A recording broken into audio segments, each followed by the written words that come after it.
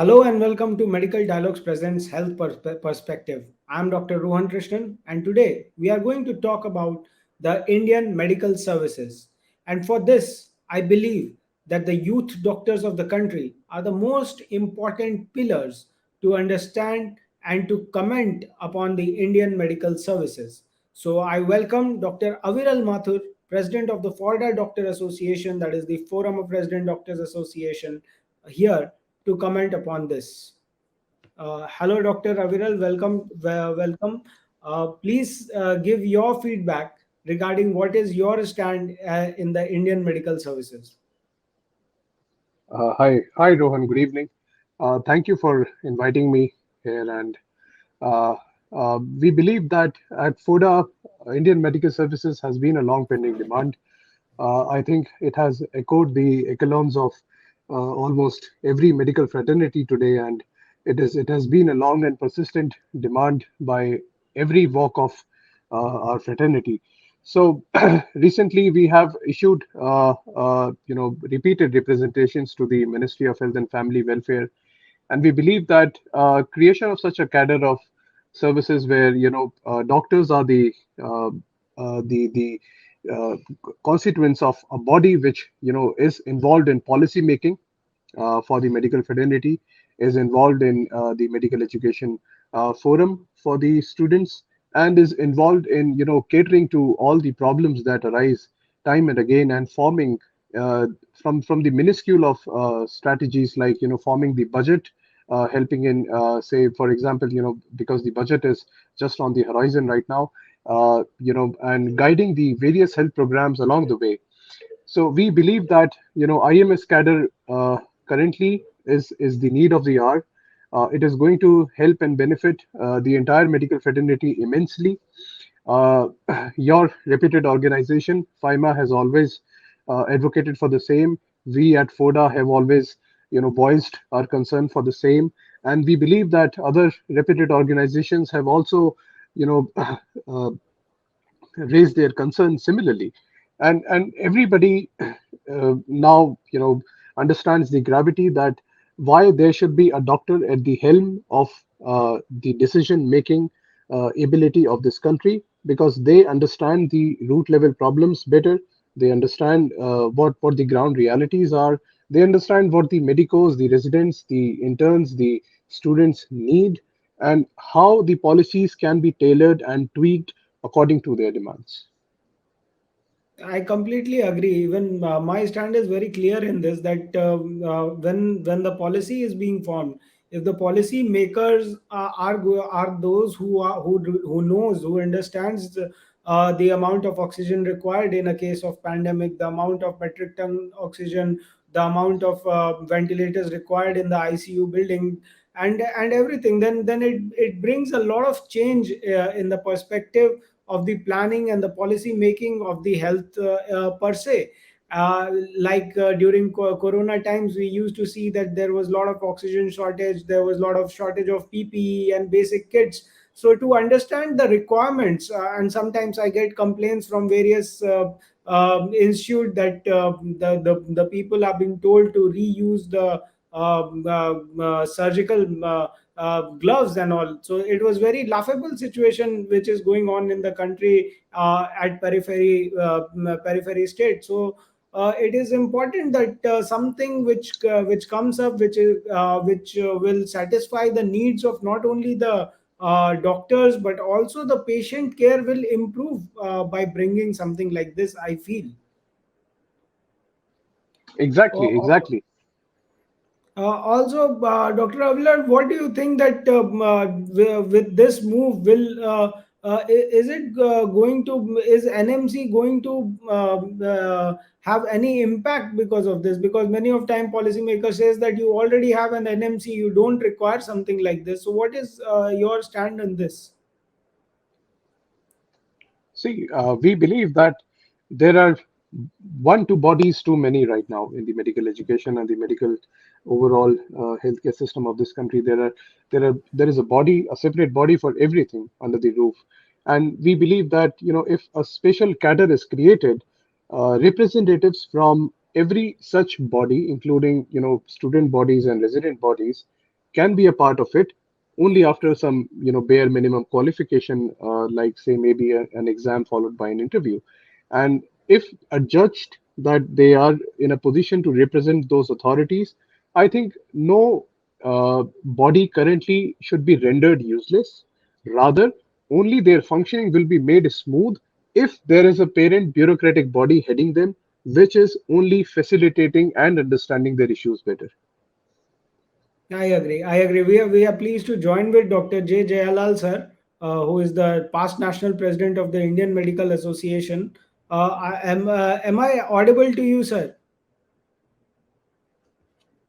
Yes, so you are audible. But I was held up in a meeting. That is why I'm just came out of the meeting. Just okay.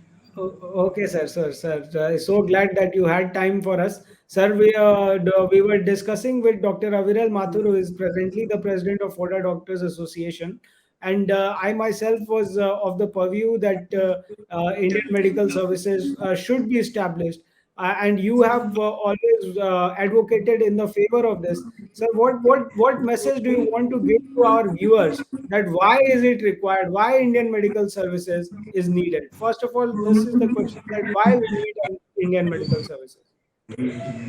Yeah, it was well evident during the COVID arena when there was somebody is administrator is working on the health of the person. Wherever there was somebody who has little knowledge on the health, were able to do it much better.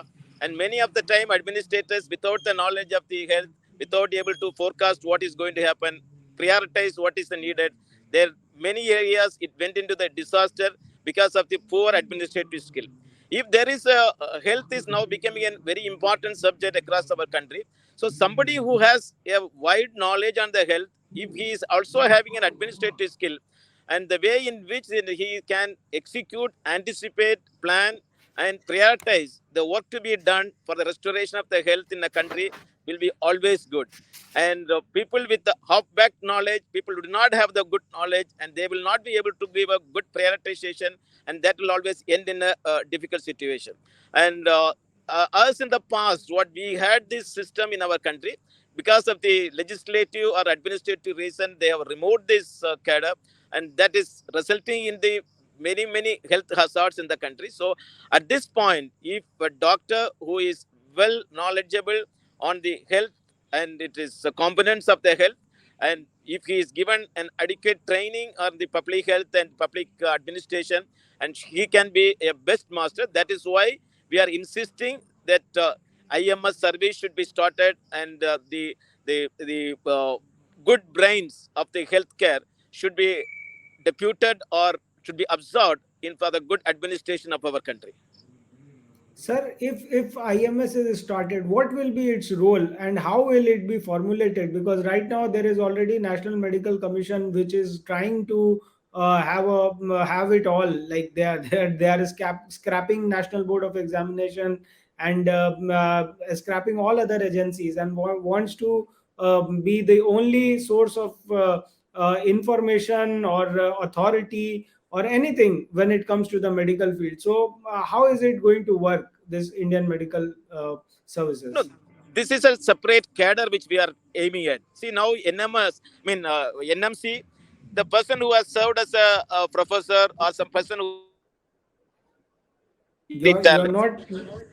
Yeah.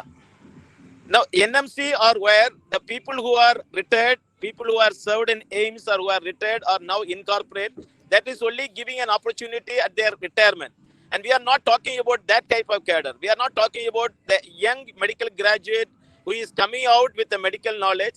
He should undergo the similar training like an administrative training, and he should be placed in the health related subject. So now if you are seeing any legal system, the legal secretary of any country cannot be, any state cannot be a non-legalized person. Still now they are having that. Any person who is going to be appointed as a legal secretary is only with a legal knowledge. When he must have a BL degree, Bachelor of Law degree, or something related to the legal, then only he can become as a legal person.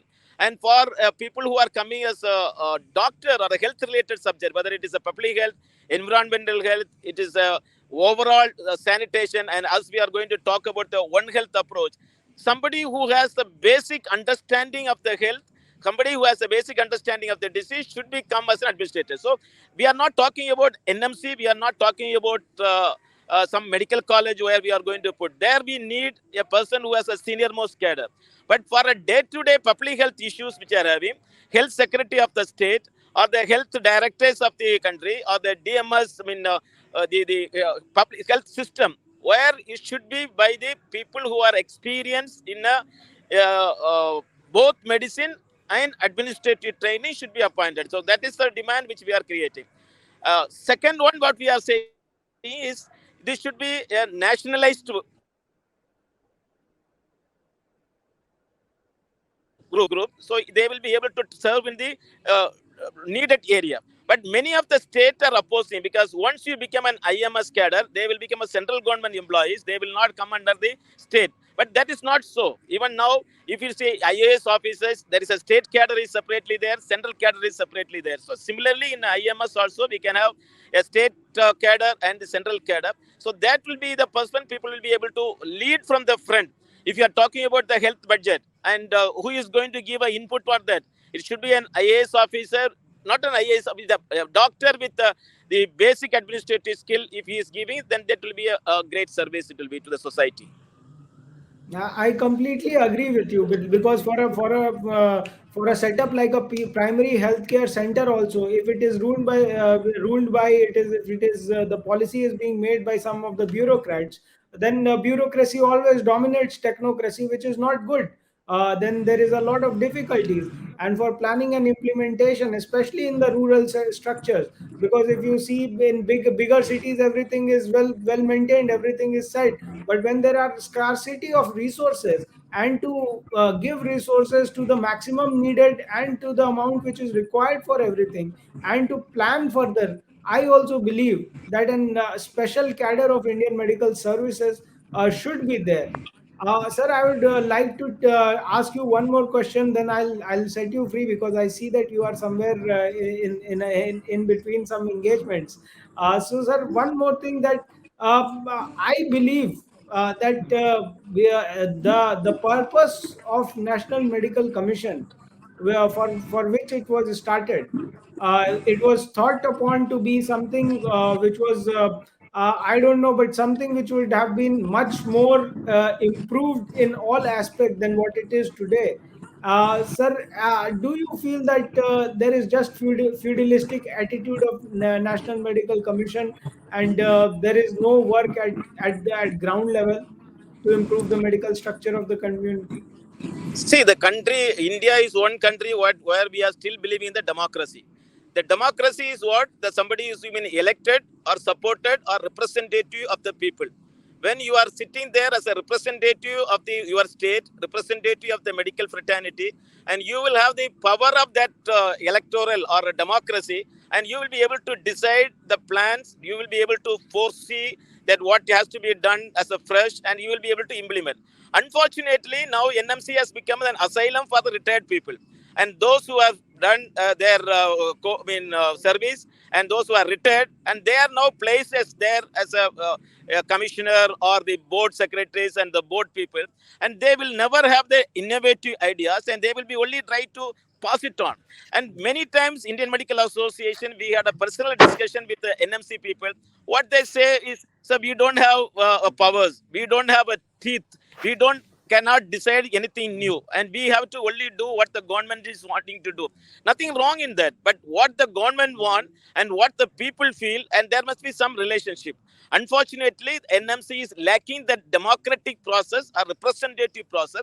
That is why it is happening in a bad to worst it is going. That today, the intention with which the NMC is brought has totally been dismantled and destroyed. The way in which they are conducting the assessment of the institution, the way in which they are putting on everyday new rules and new act is been disastrous. I mean, I could not just. And what is an important of the Prime Minister address has to be every medical college should sit and listen to that. And this kind of things has never happened in the history of medical colleges, medical education. Unfortunately, now politicization and bringing in some philosophy into the medical education is only job or only agenda with which the NMC is working. And I will go to the level of saying that especially the UG board chairman, and she is not even, though she is a pathologist, and the the level to which they are going is something which we are ashamed to be a modern medical doctor, to the level they are going. So right from the beginning, NMC is a, illegitimate product which has been brought in, and now it has proved that it is not serving anything good. At least we pray and we wish the good sense should be prevail at the central government, and they should dissolve the NMC and bring back the democratic culture of the medical administration in our country.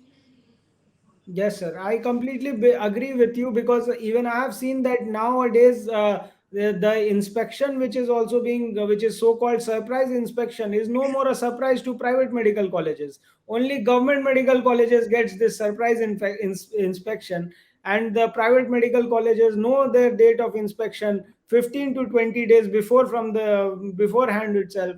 They bring all kind of ghost faculties and the patients, and do all kinds of malpractices, and the purpose of National Medical Commission is being defeated. So I think that it is of utmost importance that a major changes is required in the healthcare sector, with inclusion of the Indian Medical Services and dissolution of National Medical Commission. Thank you so much, sir, for joining. If you are busy, sir, you Thank, can please disconnect. Thank you, sir. thank you, Rogan. Thank you, thank you. Thank you. I'll come to Dr. Aviral. Dr. Aviral, you have always been, and FORDA has always been in support of the Indian medical services. And today we see that the government is of the attitude that it can bring in some changes. They are very positive when we talk about positive changes, when we talk about something good going to happen. So what do you think, that is it possible that something like this can happen, or we are just sitting and talking for no good? I think, though, as useless as we might feel while we are talking about all of this, and we tend to raise these with applications and letters, we do believe that when we unite as a force and we are persistent with our demands, and that they see that they're not just letting go, then maybe they do realize, somebody somewhere in the entire chain of hierarchy will realize that the demand is just. And also, as a side note, I would like to add that we have often uh, been privy to information that the attempts to create the IMS cadre has been thwarted, mostly by the bureaucracy that is involved, because they believe that they will be rendered useless or redundant, because a parallel service commission would only kind of uh, keep them, sideline them from the important policy making of the entire medical fraternity, and that is something that they won't like. So they do all is that in their power to thwart us, to suppress us, to throw some constitutional or some legal uh, uh, intricacies at us, so that we realize that the demand is not just. But since just Dr. Jayalal also commented upon this, and many other stalwarts from other reputed organizations, when we all believe in a single cause, we think that it is backed up by a solid foundation. It has a solid feel good behind it, and of course this is based on you working at a ground level, me working at a ground level, and every other doctor working at a ground level, realizing that policies need to come in a very controlled manner from people who really understand the gravity of the situation. So yes, I think sooner or later the government will give in to our demands and will maybe create a separate niche for something like an IMS cadre. Yes, I completely agree with you, because everything else apart, we have to try at our level and see what can happen. And the beauty of any change is that it starts with with a small push from each and every one of it. So I thank you, Dr. Aviral. I think that this was a very positive session, and we had a good discussion. Let's hope that the government also listens to us. And I've seen that the FORDA Doctors Association is continuously written letters and is working towards this cadre. And I believe that if we keep on fighting with good spirit and showing the good cause for the nation, someday, sooner or later, we will get Indian medical services. Exactly, Dr. Rohan. Thank you so much. And we believe that you're being too humble and kind. You yourself have led so many, protests and so many large-scale movements. So we believe that with people like you at the helm, changes are possible, and we will together work and strive to achieve that. Thank you so much. Thank you. Thank you so much. Thank you so much. Never miss a medical update from Medical Dialogues. Like, subscribe, and press the bell icon.